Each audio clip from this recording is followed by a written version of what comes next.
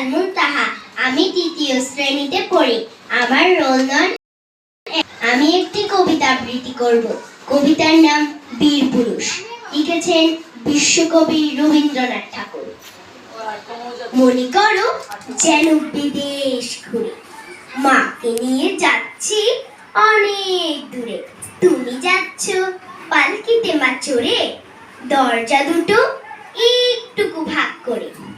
আমি যাচ্ছি রাঙারে টকবকিয়ে তোমার পাশে পাশে। রাস্তা থেকে ঘোড়ার খুঁড়ে খুঁড়ে রাঙা ধুলোয় মেঘ উড়িয়ে আসে।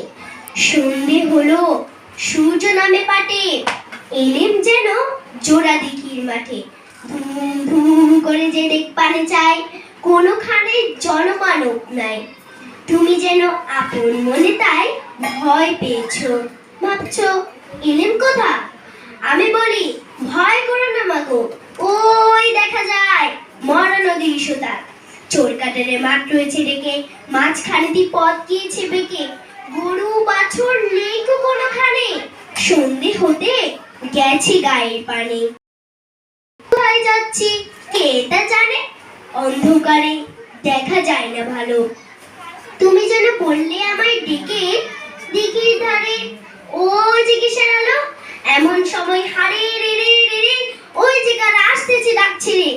তুমি ভয় পালকিতে এক কোণে, ঠাকুর দেবতা স্মরণ করছো মনে। পেয়ারাগুলো পাশের কাটা বনে, পালকি ছেড়ে কাঁপছে ধরো ধরো। আমি যেন বলছি তোমায় ডেকে, আমি আছি ভয় কেন বা করো। হাতের লাঠি, মাথায় ঝাপটা চুল, কানে তাদের গোজার জবা ফুল। আমি বলি দাঁড়া খবরদার, এক পা কাছে আসি যদি আর, এই যে দেখ আমার তলোয়ার, টুকরো করে দেব তোদের সেরে। শুনে তার উঠে চেঁচিয়ে উঠলো আরে রে রে রে রে।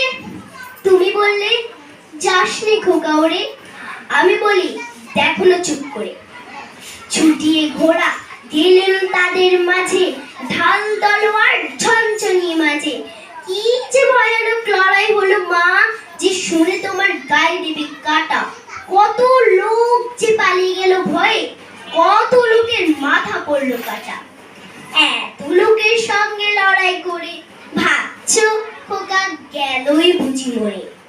আমি তখন রক্ত মেখে ঘেমে বলছি এসে লড়াই গেছে থেমে।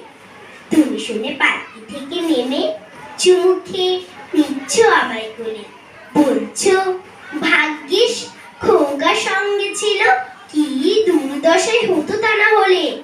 রোজ কত কি ঘটে যাহা তাহা, এমন কেন সত্যি হয় না হা। ঠিক যেন এক গল্প হতো তবে, শুনতো যারা অবাক হতো সবে। আর লোকে সবাই বলতো শুনে ভাগ্যিস খোকা ছিল মায়ের কাছে। সবাইকে ধন্যবাদ।